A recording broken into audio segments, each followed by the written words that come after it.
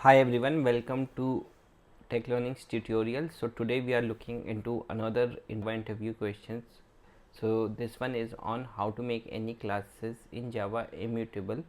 So for making any class immutable, we need to follow few number of steps, and that is how we can make any class in Java immutable. There are few examples of already existing classes in Java which are immutable, such as string classes and other wrapper classes such as boolean, integer, string, float and double. So if you are going to use these classes are always immutable. So going ahead with the next slide, here we have few points where we see how we can make any classes as immutable. So the first point I would say is that whenever we are creating any classes, we need to add a final keyword to that class. So once the class is declared as final, we cannot inherit that class. So that is one of the point where we can make any classes as immutable. So the second point is that the data members which are there in any classes, that should be declared as private, as well as we should declare that as final. So with the private keyword, we are not allowing any access to it. So that's why the data members cannot be accessed outside the classes.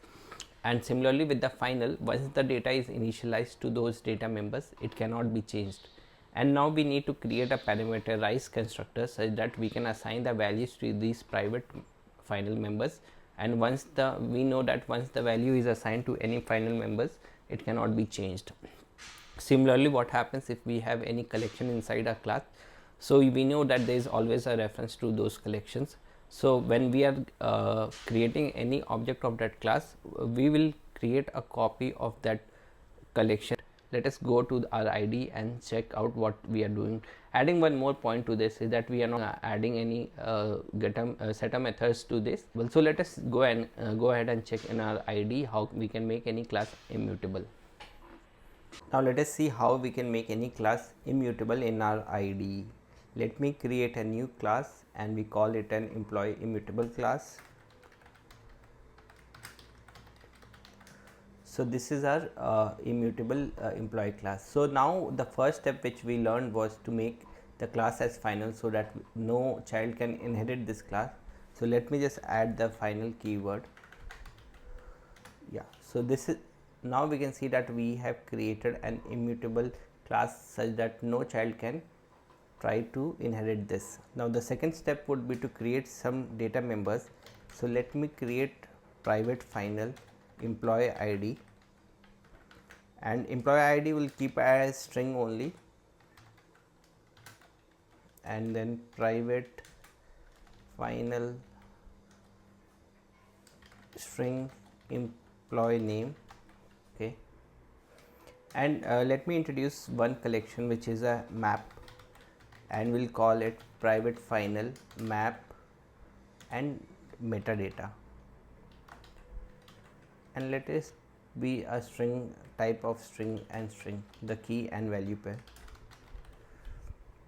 So now we have three data member here: private final employee ID, employee name and metadata. So these are not initialized now. So to initialize this, I'll create parameterized constructor. So let me go to generate constructor and we'll select all the three. So this is how we are able to set the value for the employee ID, employee name. Now for metadata, we cannot use this reference, as this can cause some type of issue, or we can access the data inside the metadata and then we can try to manipulate it. So the thing which we can do is that we can create a local map and call it a temp map, and we can copy all the value of metadata which we would be getting over here to this map. So let me just iterate the metadata map and map dot entry, and we know that it is a type string comma string, and let me just give it as data, and here metadata dot entry set. Now this is how we are going to iterate the map, and now we are going to put the value in the temp map, and data dot get key comma data dot get value. Now we have copied all our metadata map into temporary map. Now this metadata map can refer to the temporary map. So we can do metadata, or we can use this dot metadata is equal to temp. So now whatever modification we do, it won't get reflected over here. So basically we are referring to this temp data, and now the metadata is pointing to this temp map. Similarly, we'll create some getter methods. As we know that we are not going to create any setter method, we'll create the getter method. We'll create for this, and I'll show you how we can get for metadata. That we cannot return a direct reference of our metadata. So we will create a method where we will copy the data of metadata to another map and return that map. Let us just see on an ID how we are going to do it. Let us create the getter of this, generate getter for metadata. So now what we'll do is that we'll create a new map. Map temp is equal to new hash map, and again we'll iterate our metadata map dot entry, and we know that it is of type string data. Now let us copy the value to temp map, temp dot put, and then we'll get the data dot get key comma data dot value, and we will return this temp map, return temp. This is how we have written the getters, and you can see that for collection or a map, we are not directly returning the reference of our map. Instead we are returning a deep copy of our map. So let us now check the main method, how these are immutable and how we cannot change the values of any of the data members here. Now let me just create the object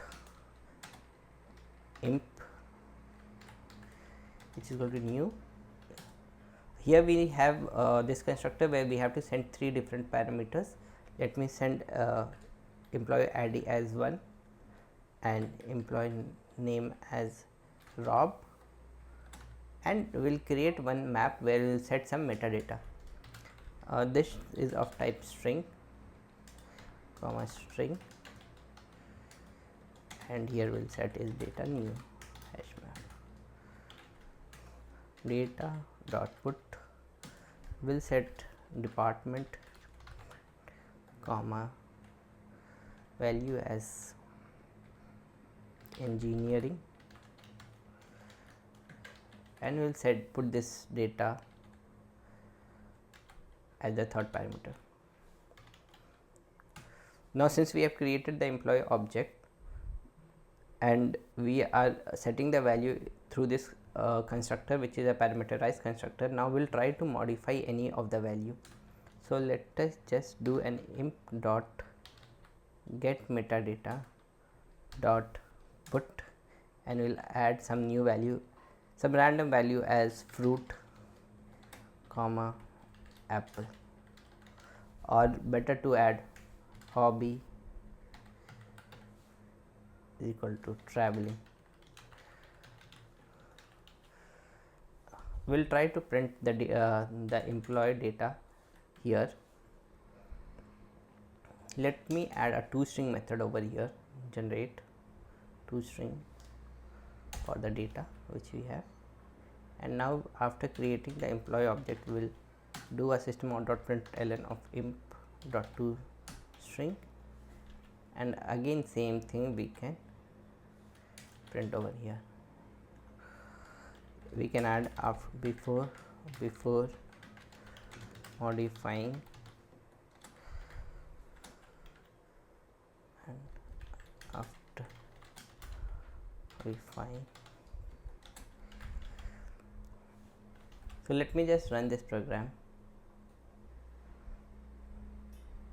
So you can see that after modifying the data and after adding the hobby, the first and the second one remains the same. So this is how we create the immutable classes. Thanks for watching. Keep subscribing to my channel for more videos. See you again in next video.